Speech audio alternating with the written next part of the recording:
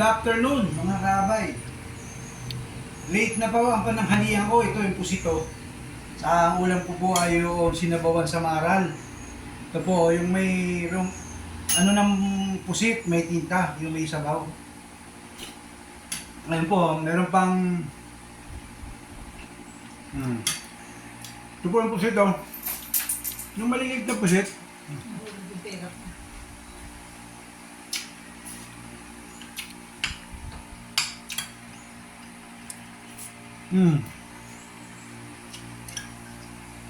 So,